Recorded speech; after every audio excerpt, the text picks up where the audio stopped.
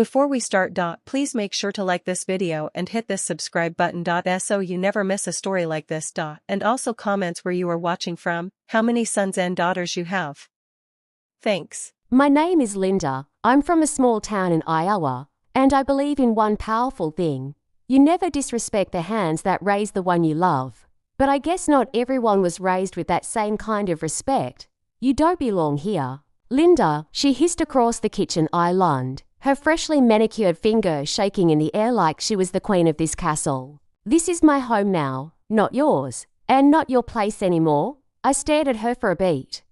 My throat tightened, not because I was shocked, no, because I had held my tongue for far too long. Oh, is that so? I said, my voice low, sharp. Then I guess you have everything now, huh? Her laugh was cold, loud, disrespectful. Yes, she sneered. I do. And that's when the glass I was holding hit the marble countertop just a little too hard. Then say what you need to say, I told her, stepping back with my arms crossed. Because once you're done, I'm talking. And you better believe, I brought receipts. She rolled her eyes like she'd won. Like I was just the outdated, unwanted extra in the perfect little life she was building on my son's name. But deep inside my purse, I had something she wasn't ready for. A letter from my son. A letter he wrote me when he was just 10 years old. A letter that would change everything. Let me rewind just 30 minutes. I'd only come by because it was Jason's birthday, my son, my only son. And though he and I hadn't spoken much since he married her, I still made sure every year his favorite cake, lemon with blueberry buttercream, was dropped off. I didn't expect a welcome party, but I didn't expect this either. I stepped in, balancing the cake in my arms, and the first thing out of her mouth wasn't hi or thanks. It was, why are you here? Jason didn't invite you. That's when it started. You think you can just show up whenever you want because you're his mom. You don't get to pull that card anymore, she snapped, eyes narrowing, arms folded like she'd been waiting to throw me out for months. I blinked, my hands trembling just slightly as I placed the cake on the counter. I came to celebrate my son's birthday, I said quietly, trying not to let her see how much that one sentence bruised me. Not to fight, but she wasn't having it, no. You came because you want to remind Jason that you're still the queen of this family. You can't handle the fact that he doesn't need you anymore. I looked her in the eye. Need me? You think this is about needing? She smirked. Oh, come on, Linda, you've been trying to wedge your way back into his life ever since we got married. You don't like me? You never have. She was right. I didn't, but not for the reasons she thought. I didn't dislike her because she married my son. I disliked her because she manipulated him, cut him off from family, and made him believe that loving me meant betraying her. And still, I had stayed quiet until now. So when she stood there, full of fire, venom lacing every word, saying, you weren't invited. And you're not welcome here. Something in me cracked. It wasn't anger. It was done being disrespected.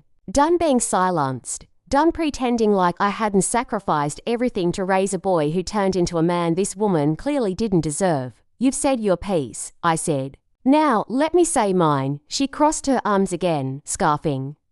By all means, be dramatic. That's what you do. So I reached into my purse, pulled out the folded, wrinkled piece of paper, soft at the edges, with a smudge of blue crayon still in the corner. What is that? She said, eyeing it with suspicion. This, I said, holding it up, is the last time Jason ever told me the full truth about how he felt.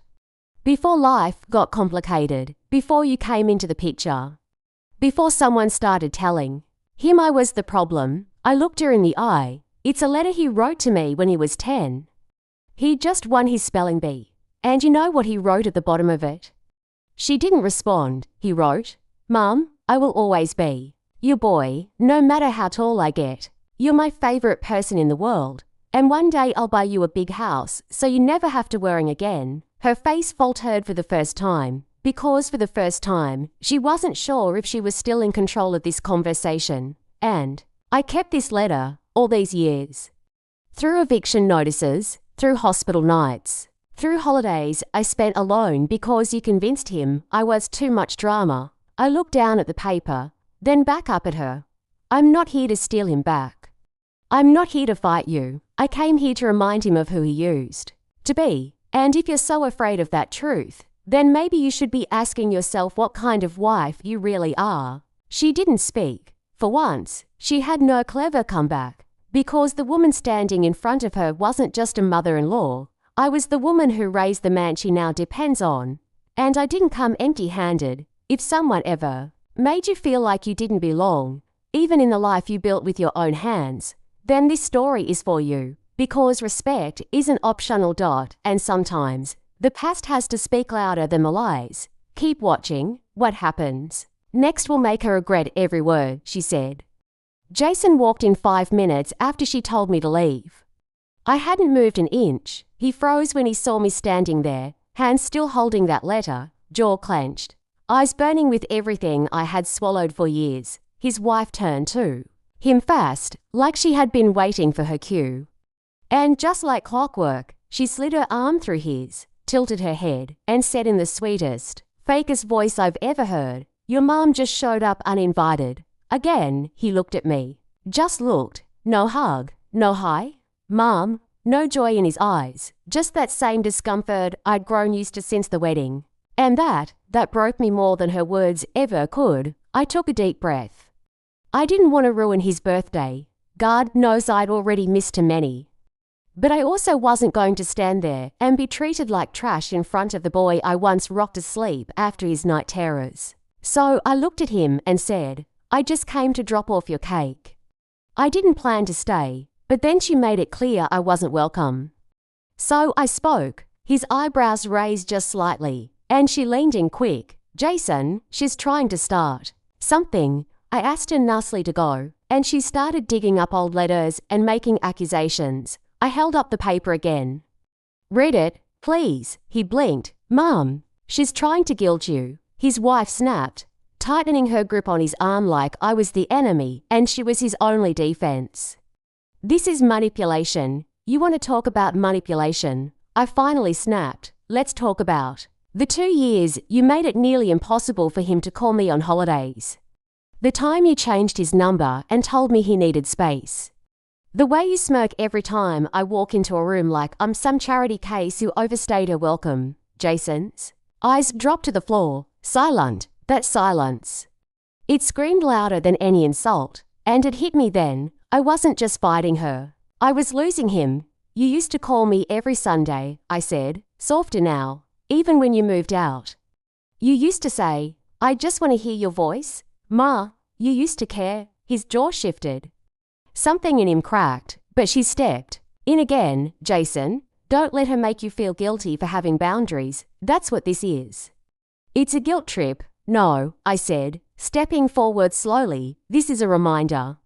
A reminder that I bled for this family, that I raised you alone after your father left, that I worked night shifts so you could play piano and eat name-brand cereal like the other kids." His eyes met mine, finally.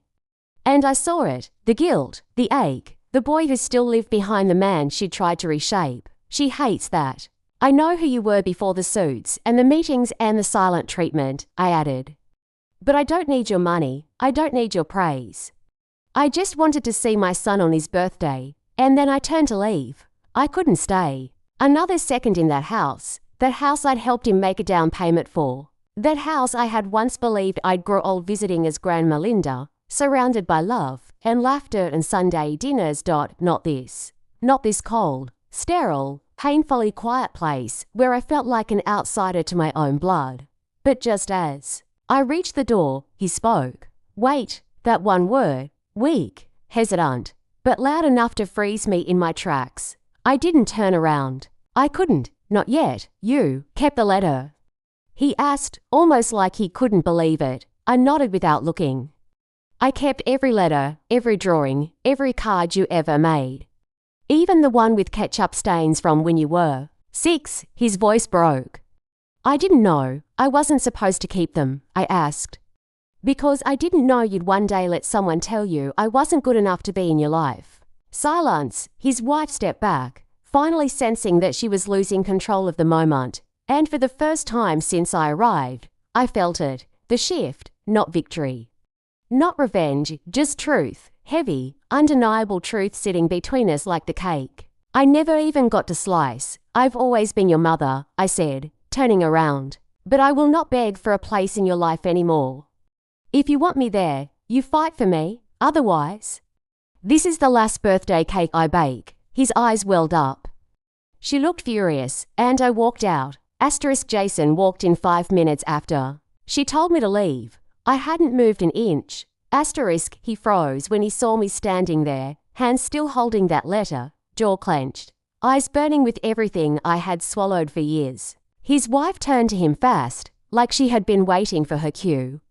And just like clockwork, she slid her arm through his, tilted her head, and said in the sweetest, fakest voice I've ever heard, "Your mom just showed up uninvited." Again, he looked at me, just looked. No hug, no hi.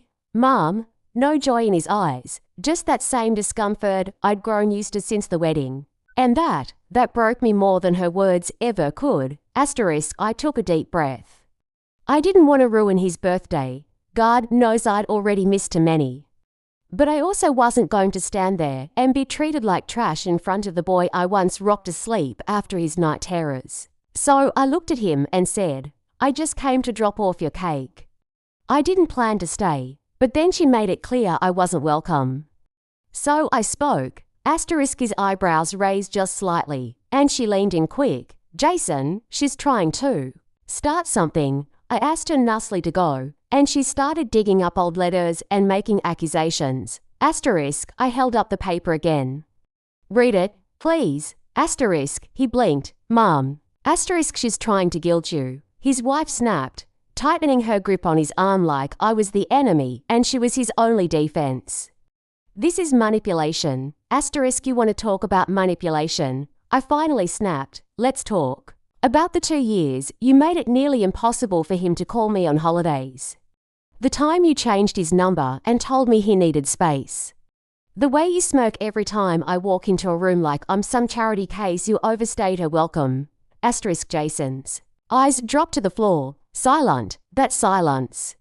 It screamed louder than any insult. And it hit me then. I wasn't just fighting her. I was losing him. You used to call me every Sunday, I said, softer now, even when you moved out. You used to say, "I just want to hear your voice." Ma, you used to care. His jaw shifted. Something in him cracked, but she stepped in again. Jason, don't let her make you feel guilty for having boundaries. That's what this is. It's a guilt trip. No, I said, stepping forward slowly. This is a reminder. A reminder that I bled for this family, that I raised you alone after your father left, that I worked night shifts so you could play piano and eat name-brand cereal like the other kids. His eyes met mine, finally. And I saw it, the guilt, the ache, the boy who still lived behind the man she'd tried to reshape. She hates. That I know who you were before the suits and the meetings and the silent treatment, I added. But I don't need your money. I don't need your praise. I just wanted to see my son on his birthday. And then I turned to leave. I couldn't stay another second in that house. That house I'd helped him make a down payment for, that house I had once believed I'd grow old visiting as Grandma Linda, surrounded by love and laughter and Sunday dinners. Not this. Not this cold, sterile, painfully quiet place where I felt like an outsider to my own blood. But just as I reached the door, he spoke. Wait. That one word, weak, hesitant, but loud enough to freeze me in my tracks. I didn't turn around. I couldn't, not yet. You kept the letter. He asked, almost like he couldn't believe it. I nodded without looking. I kept every letter, every drawing, every card you ever made. Even the one with ketchup stains from when you were 6. His voice broke. I didn't know. I wasn't supposed to keep them. I asked because I didn't know you'd one day let someone tell you I wasn't good enough to be in your life. Silence. His wife stepped back, finally sensing that she was losing control of the moment. And for the first time since I arrived, I felt it. The shift. Not victory. Not revenge, just truth. Heavy, undeniable truth sitting between us like the Cake I never even got to slice. I've always been your mother, I said, turning around. But I will not beg for a place in your life anymore. If you want me there, you fight for me, otherwise. This is the last birthday cake I bake. His eyes welled up, she looked furious. And I walked out. I didn't cry in the car. I wanted to. God, I wanted to scream into the steering wheel like I used to do in the grocery store parking lot when Jason was 6, and I didn't have enough to pay for both bread and medicine. But I didn't cry. Because when you've been burned enough times, the fire doesn't sting the same anymore. It just smolders. I drove around the block 3 times before I parked and called myself a fool. A fool for thinking he'd say anything more than wait. A fool for still loving a son who let a stranger build a wall between us. And that's when I remembered something. Something I had pushed to the back of my mind for months now. The envelope. Last fall, one of my neighbors had stopped by after a lunch she attended at Jason's company. Her husband worked there. I didn't think much of it when she mentioned she saw Jason's wife sitting close to a man who was not Jason. She described him, tall, sharp suit, hand resting on hers just a little too long. I brushed it off, told myself it was a work contact, an innocent gesture, but then another neighbor said she'd seen her getting into a car outside a hotel downtown, same man. Different night, and suddenly, a pattern formed. I didn't want to believe it. But something in me, that mother's intuition, the one that never quite turns off, started digging, quietly, carefully. I didn't tell Jason. Why would I? He already thought I was the problem. But I kept notes, photos, screenshots, even found an old burner account she used for hotel bookings under a fake last name. All of it tucked inside a plain white envelope. I wasn't going to use it, I swear. To God, I wasn't. I told myself, if she's good to him, even if she hates me, I'll let it be. I'll swallow the disrespect. I'll stay on the sidelines. But after today. After being told I wasn't welcome in my own son's life. That envelope felt a lot heavier. The next morning, I got a text from Jason. 3 words. Can we talk? It wasn't much, but it was something. I didn't reply right away. Instead, I let him wait, the same way he'd made me wait. 4 months, for calls, for holidays, for a seat at the table. He messaged again 2 hours later. Please, Mum, so I answered, your place, alone.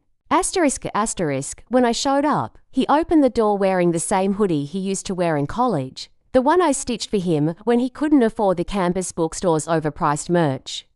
His eyes looked tired, red, like he hadn't slept. He gestured toward the couch. Thanks for coming. I didn't sit. I stood in front of the fireplace, holding the envelope in one hand and the letter in the other. You said you wanted to talk, I said. So talk. He nodded slowly. I owe you an apology. Which one? I asked, for letting her disrespect me, or for staying silent while she did. He didn't flinch. Both. I stayed silent. I don't know when it happened, he said, voice raw. I guess I got tired of being in the middle. And she's good at making everything seem like an attack. She's not just good, I said.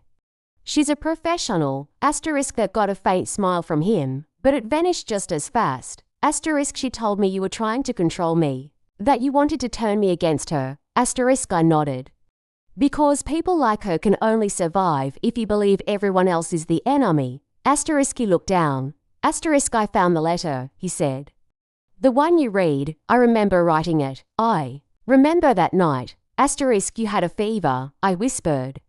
But you still insisted on spelling every word right. He smiled again. This time, real, then his eyes met mine. I miss you. And just like that. My heart cracked. But I didn't come to just fall into a hug and pretend everything was okay. No, this wasn't about me anymore. It was about him. And what he didn't know. I handed him the envelope. What's This, he asked. Asterisk something you deserve to see. Asterisk he opened it slowly. Pulled out the photos, the receipts, the screenshots. Asterisk his face changed. Asterisk first confusion. Then disbelief. Then pain. Asterisk deep. Deep pain. Asterisk is this. Asterisk yes, I said. She's been lying to you for over a year. That's the man she's been seeing behind your back. Asterisk he stared down at the images like he didn't recognize the world he was living in.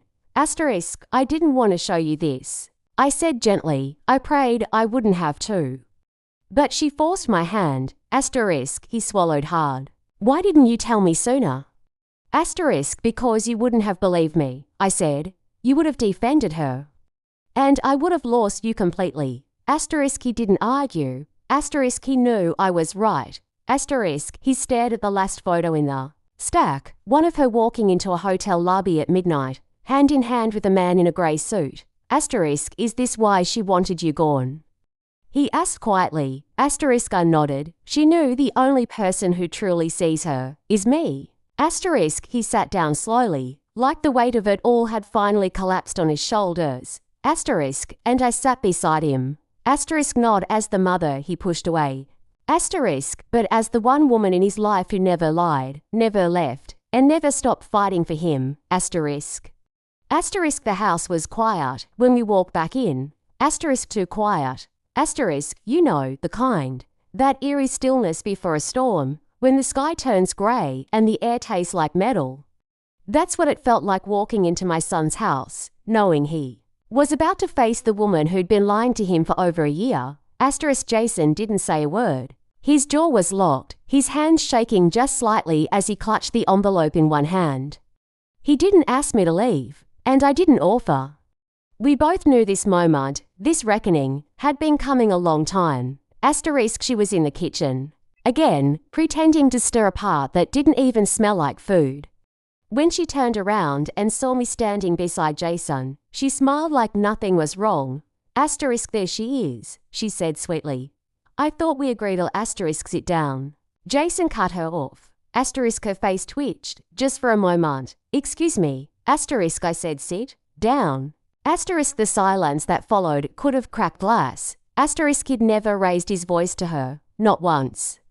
Not even when she forgot his birthday 2 years ago because she was overwhelmed with work. Not when she accidentally blocked my number on his phone and told him I hadn't reached out in months. Asterisk, but something in him had changed. Asterisk she slowly sat, arms crossed, defiant. Asterisk Jason placed the envelope on the table and slid it toward her. Asterisk what's this? She asked, flipping it open like she already knew. Asterisk you tell me, he said. Asterisk, and then she saw them. Asterisk the photos. Asterisk the screenshots. Asterisk the hotel bookings. Asterisk the arm around her shoulder. Asterisk the hand holding hers in a car she never told him she got into. Asterisk her face didn't even crumble. No tears. No gas. Asterisk just ice. Asterisk this is invasion of privacy, she said sharply. Asterisk I couldn't help it. I laughed. Asterisk privacy.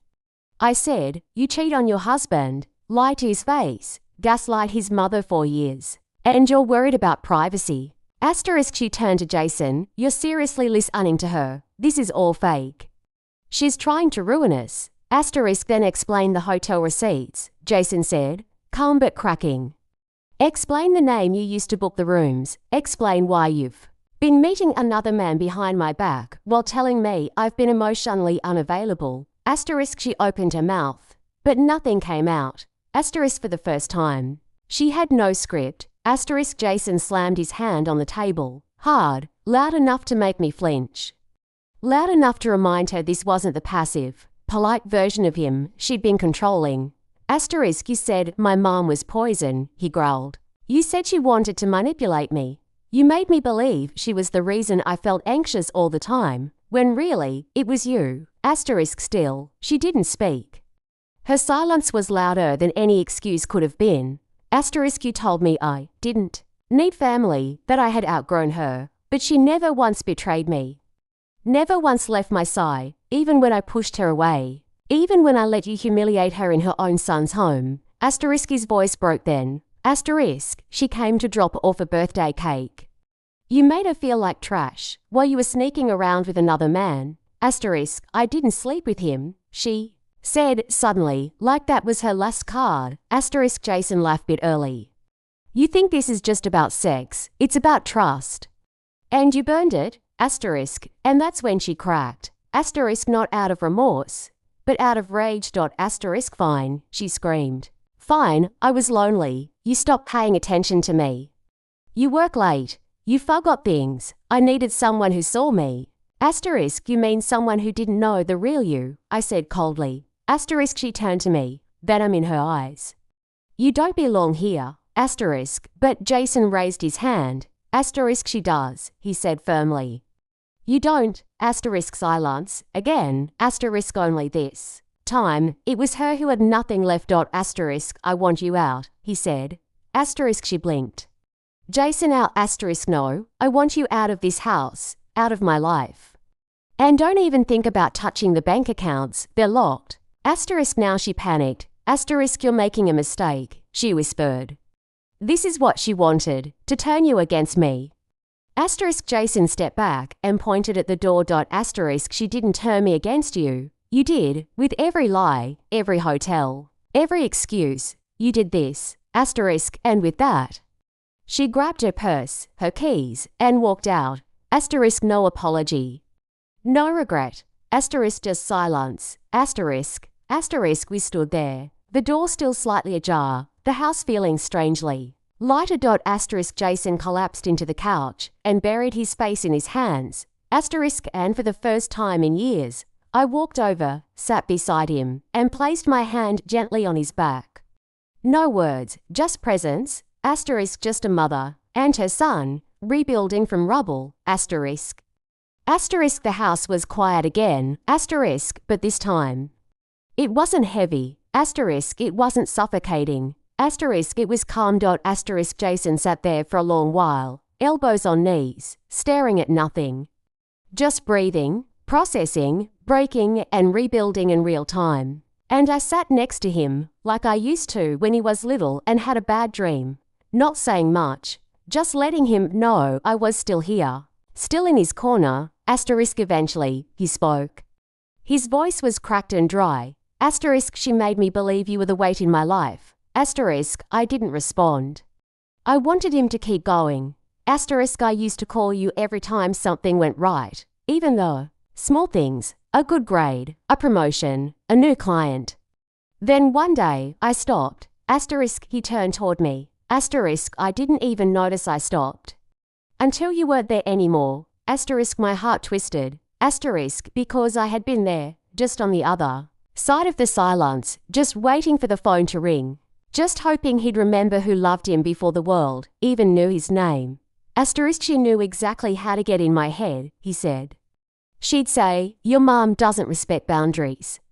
She's obsessed with control. You have to choose. Asterisk, he looked down at the letter, still sitting between us like a fragile thread connecting what we'd lost and what we were trying to repair. Asterisk, I don't know why I never read this before, he whispered, or why I didn't remember writing it. But holding it again, it felt like something real. Something I haven't felt in a long time. Asterisk, it's because it came from truth, I said softly. You meant every word when you were 10. Asterisk, he nodded slowly. Asterisk, I still mean them now, he said. Asterisk, and right then, something shifted between us, not loudly, not dramatically. Just the kind of quiet that rebuilds trust, brick by brick, tear by tear. Asterisk, I reached into my purse again. This time not for proof, not for defense, asterisk, but for memory. Asterisk, I brought something else. I said. Asterisk, he looked up as I handed him a faded shoebox, the kind I'd hidden under my bed for years. Asterisk, he opened it slowly. Asterisk, inside were dozens of letters, crayon drawings, Mother's Day cards, a paper plate award he made in 3rd grade that said best mom in the world in crooked handwriting. Asterisk, Jason's lips parted as he sifted through it, a slight laugh escaping when he pulled out the macaroni. Necklace he made me in elementary school. Asterisk, you kept all of this. Asterisk, I smiled. Of course I did. I didn't raise you to forget where you came from. I raised you to be strong, and grateful. Asterisk he looked up, shame flickering in his eyes. Asterisk I haven't been either, he said. Not with you. Asterisk I reached over, touched his cheek. But you came back, and sometimes that's enough. Asterisk he stared at me like he was 10 years old again, lost in the storm of grown-up mistakes. Asterisk, and I could see it. The boy who used to dance in the kitchen while I flipped pancakes. The boy who cried when he got his first rejection letter. The boy who told me, through tears, that no matter how tall he got, he'd never stop being my little boy. Asterisk that letter had saved me, too. Asterisk not just now, but over the years, when life got unbearable, when the holidays were silent, when birthdays passed without calls. When I started to wonder if all those sleepless nights and sacrifices were worth it. Asterisk I'd opened that envelope. Asterisk read his words. Asterisk remind myself that love, real love, doesn't vanish. It just gets buried sometimes, under the weight of the wrong people. Asterisk I want to fix things, he said quietly. But I don't know where to start. Asterisk I smiled through tears. Start by coming to dinner, Sunday night, just us. Asterisk he nodded. I'll be there. Asterisk and next time. Bring your appetite, I added with a smirk. I'm making that lemon blueberry cake you love. The real one, not that fancy thing from the bakery. Asterisk he laughed. Asterisk it felt good to hear him laugh again. Asterisk, but more than that, it felt good too. See him remember who he was. Who we were, before the noise, before the lies. Before love got twisted by someone who never deserved it. Asterisk that night, he walked me to my car. He hugged me like a son who finally understood what it meant to be held, not just physically, but emotionally, completely. Asterisk, and when I looked in his eyes, I didn't see guilt anymore. Asterisk I saw clarity. Asterisk he was coming home again. Asterisk not to a house. Asterisk, but to the woman who had never once stopped loving him, even when he forgot how to love her back. Asterisk. Asterisk the dining table hadn't seen this much warmth in years. Asterisk not since Jason stopped coming around. Not since holidays passed like regular days and birthdays became texts instead of visits. But tonight, it was different. Tonight, the table was full again, not of guests, not of decorations, but of something I hadn't felt in a long time. Asterisk peace. Asterisk Jason showed up right on time, holding a bouquet of sunflowers. My favorite. I didn't even have to tell him, he remembered. Just like he remembered how I take my tea, how I hum when I cook, how I still cry during commercials even if I pretend I don't. Asterisk I miss this, he said, sitting down across from me, the smell of lemon cake already filling the kitchen. Asterisk so did I replied. But I didn't just miss this, I missed you. Asterisk he nodded. I've been trying to write you a new letter, he said. Something to make up for the one I forgot. Asterisk you don't have to. I smiled. You being here is enough. Asterisk, but he reached into his coat pocket and pulled out a folded piece of paper. Asterisk he handed it to me, nervous like he was 10 again. Asterisk I opened it slowly, heart racing. Asterisk inside, written in his sharp, grown-up handwriting, were just a few simple lines. Asterisk greater than Mom. Asterisk I was wrong. Asterisk about her. About you, about everything that matters. Asterisk you were never the weight. You were the wings. Asterisk thank you for never letting go. Asterisk love. Your boy, still and always. Asterisk the tears came fast, and for once, I didn't try to stop them. Asterisk I walked around the table and hugged him tight. Like years hadn't passed, like the wounds hadn't left scars, like forgiveness didn't have to be whispered, it could be felt. Asterisk he held on, longer than before. Asterisk later, we sat down to eat, just the two of us, like old times. Asterisk and in the glow of the kitchen light, with the sound of quiet jazz playing in the background, Jason looked up and said, she moved out. Asterisk I nodded. I figured. Asterisk she tried to guilt me, said I'd regret it. Said I was throwing away a marriage. Asterisk and are you? I asked gently. Asterisk he paused, then looked me dead in the eye. Asterisk no, I'm saving a part of myself I forgot existed. Asterisk that was all I needed to hear. Asterisk because what she took from him wasn't just trust. It was identity, It was his roots, his history. The boy who used to dance barefoot in this very kitchen, she buried him under lies and control and shiny distractions. Asterisk, but that boy was coming back now. Asterisk 1 mil. One letter, one truth at a time. Asterisk. Asterisk in the weeks that followed. Everything shifted. Asterisk Jason came to visit more often, sometimes with a bottle of wine, sometimes with just his stories. We laughed again, cried sometimes too, but mostly we healed. Asterisk and. People noticed. Asterisk the neighbours started saying things like, "It's nice to see him back around," or "He looks lighter now." Asterisk even his co-workers noticed the change, said he smiled more, said he seemed freer. Asterisk because truth. It's not just something you tell. Asterisk it's something you live. Asterisk then came the real full circle moment. Asterisk a few Sundays later, Jason showed up. With a surprise guest. Asterisk a little girl with curly brown hair and dimples deeper than the ocean. Asterisk this is Mia, he said proudly. Her mom is a friend of mine from work. We're figuring things out. But Mia's spending the weekend. Asterisk the little girl looked up at me shyly. Asterisk I bent down, smiled, and said, "Well, Mia, do you like lemon cake?" Asterisk her eyes lit up. "It's my favorite." Asterisk Jason laughed. "You see, it runs in the family." Asterisk and in that moment, as I pulled out a second plate, poured a second glass of juice, and watched Jason lift Mia onto the chair beside him, I realized something. Asterisk this right here was my reward. Asterisk not revenge. Asterisk not watching the woman who tried to erase me fall apart. Asterisk not even the apology, as healing as it was. Asterisk my reward was this new seat at the table. Asterisk a seat I'd earned. Asterisk a seat no one could ever take from me again. Asterisk because I didn't fight dirty. Asterisk I didn't scream, or beg, or become someone I wasn't. Asterisk I stayed me. Asterisk the mother who loved quietly. Asterisk the woman who held on to a letter like it was scripture. Asterisk the truth teller in a world of people too scared to speak up.